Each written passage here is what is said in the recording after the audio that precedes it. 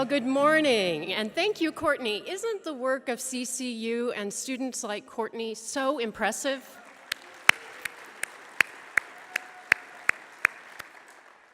It gives me a lot of hope, and I hope it does too, to you for the future of our country. I do want to congratulate CCU and the Centennial Institute, and thank Don Sweeting and Jeff Hunt for the opportunity to be with you here today. I want to talk about the issue of poverty and how we can respond with effective compassion to it.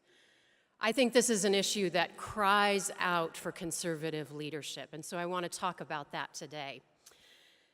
I want to begin by telling you about a gathering that took place here in Denver 7 years ago.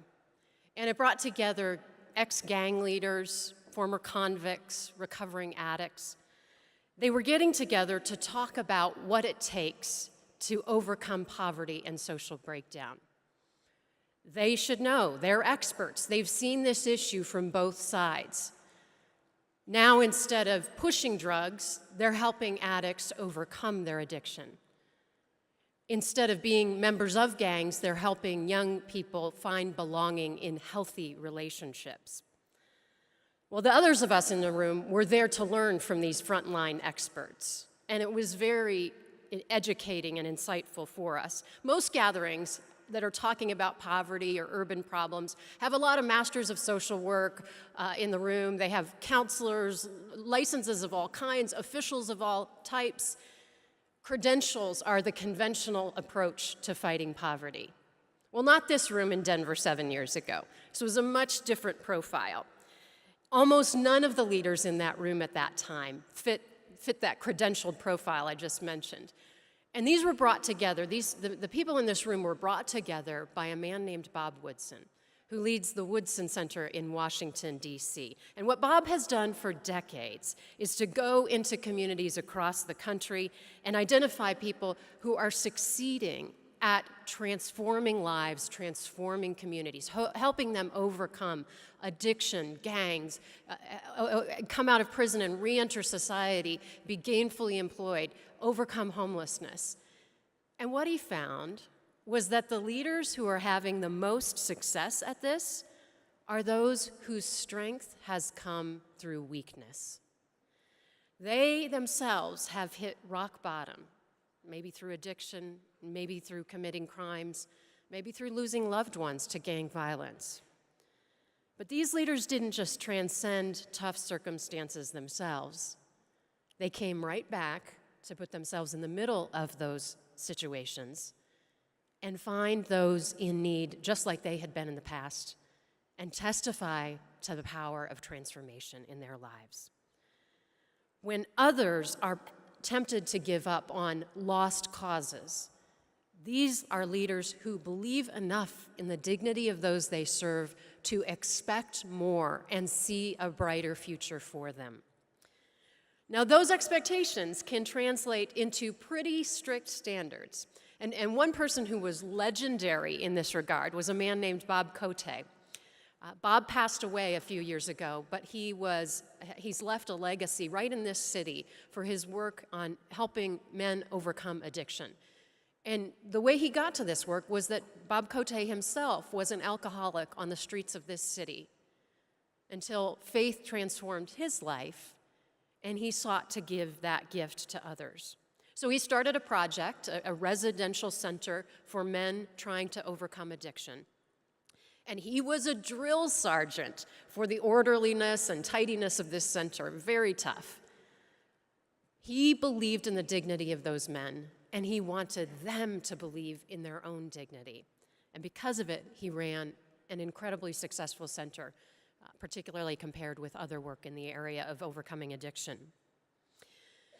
Well, I'm sorry to say that public policy too often undermines work like this. Government handouts without expectations undermine the tough love approaches of people like Bob Woodson and Bob Cote. Policy must change in order for these good works to be able to expand their transformational efforts. You know what? We as a nation have focused a lot on the material needs of the poor. But we haven't done very well in our concern for the overall dignity and well-being of those who are in tough circumstances. We need, if we're going to really address need, we've got to begin by understanding that need goes much deeper than material circumstances. So if we want to be of service to our neighbors, we must begin by accurately diagnosing the reasons for poverty around us here in the United States. Now, poverty here in America is much different than the kind of poverty we see in the developing world abroad. That kind of extreme poverty is marked by a lack of basic food, housing, basic goods that are needed for everyday life. Here in America, that kind of extreme poverty is all but eradicated. People do experience hardship, sometimes severe hardship, but it is not the typical situation here in the United States. The living standards of the poor have improved dramatically over the last 75 years. For example, today, the typical family considered poor by the federal government that has children in the home has at least one car, more living space than the average household in France, a microwave, many other material goods. Anti-poverty efforts have focused on material hardship, and they've made progress in lifting up the material living conditions of the poor. For that, we can rejoice, but we cannot be satisfied with it. Today's government anti-poverty programs began in the 1960s under President Lyndon Johnson when he launched the War on Poverty. And since then, government has spent $25 trillion on anti-poverty programs.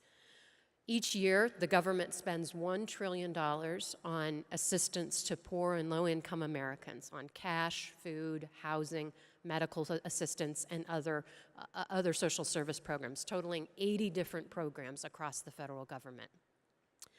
You know what? Those statistics tell us if we were going to win the war on poverty through spending, we would have done it a long time ago.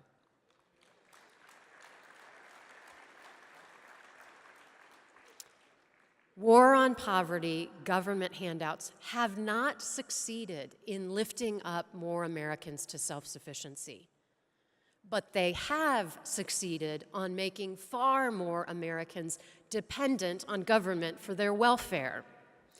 This status quo has not done justice to the poor, and no one should say that we have done our duty by calling for more federal spending and yet more federal spending for anti-poverty programs.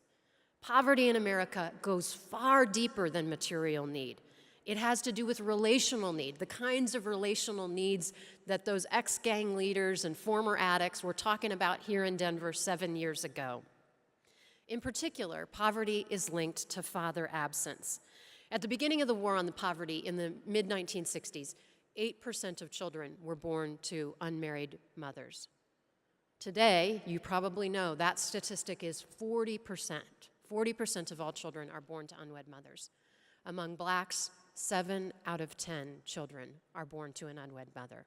That is a staggering statistic, particularly when we consider that the strongest factor predicting child poverty is absence of marriage, absence in that child's home, and absence of marriage in the community around that home.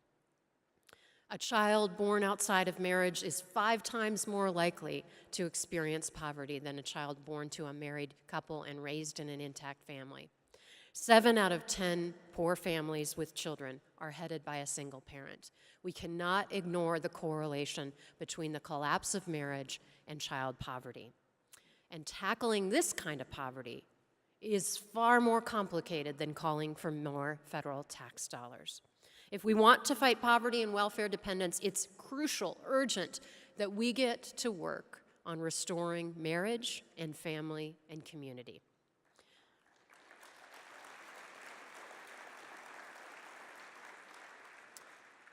Strong marriage is a powerful antidote against poverty. And one of my favorite stories about creative outreach to restore a culture of marriage begins with a very unlikely friendship.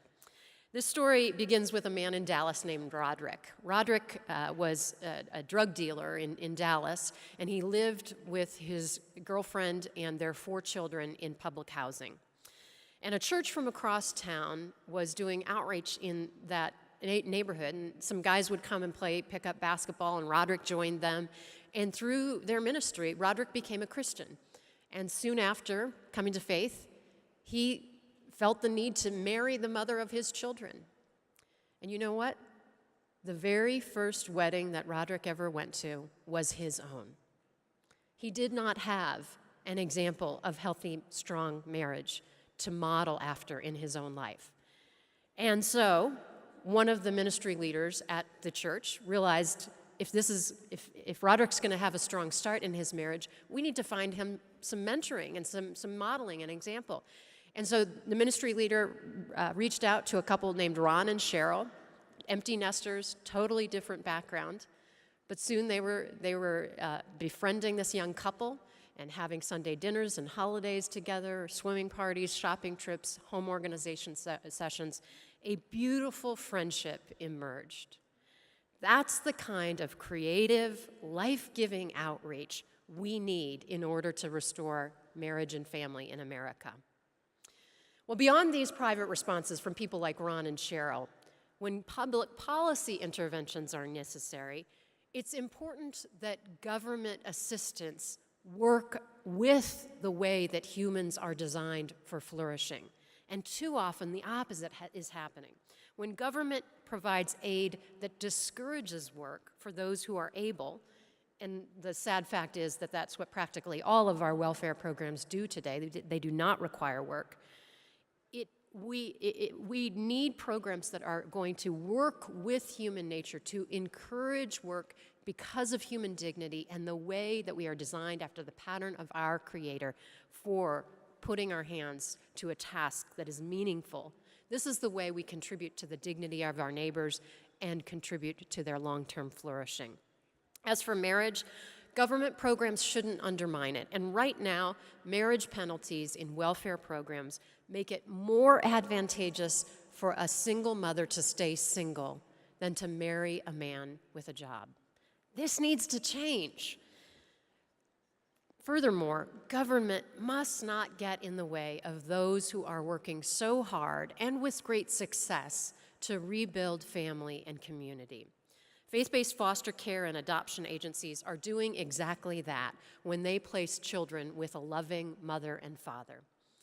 And yet, we've just seen the city of Philadelphia officials tell the Catholic social services in that city that they will no longer be able to partner in serving foster children and placing for adoption there. Why?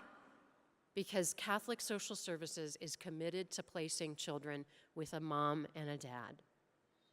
The same thing has already happened in Boston and Washington, D.C. and Illinois to religious groups who have long histories of successful service in these areas.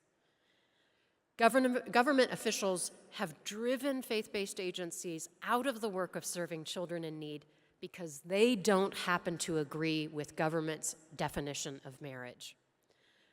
The neediest children are hurt the most by such punitive policies. What makes the situation in Philadelphia all the more outrageous is that the city had just issued a call for 300 more families to volunteer for foster care because of the roles becoming so large in the wake of the opioid crisis. This doesn't make sense. When it comes to meeting needs like these and fighting poverty, the first rule of policy must be to do no harm. In order to accomplish that, policymakers must reform welfare and protect religious liberty. The welfare reform of 1996 is well known as a great success in reducing dependency and poverty because it required work as a condition of receiving aid. It's a good thing to cheer about. But that reform only reshaped one of several dozen federal programs. What that means is that policy is still failing to do justice to the poor, and it still risks undermining the good work of people like Bob Woodson. That's why we at Heritage are working to promote robust work requirements in more federal programs, like food stamps, which is currently under consideration in the Congress. As for religious liberty, we had an important victory this week at the Supreme Court on behalf of Jack Phillips. Much to cheer about. But you know what? There are religious liberty cases in court right behind it. The ACLU has already gone to court attacking the religious freedom of faith-based adoption agencies, and we will continue to see these challenges come. That's why Congress and state legislators need to defend the religious liberty of these child welfare agencies with bills that are called the Child Welfare Inclusion Act. They will protect the religious liberty of these good Samaritans in their communities. Well, friends, we have a great deal of work to do. I know many of you are involved in relational outreach of the kind I've talked about today. Some of you, I'm sure, are foster and adoptive parents. Do not grow weary in your work. And together, let's work to achieve the kinds of policies that will protect these good works in the love of our neighbors. Thank you.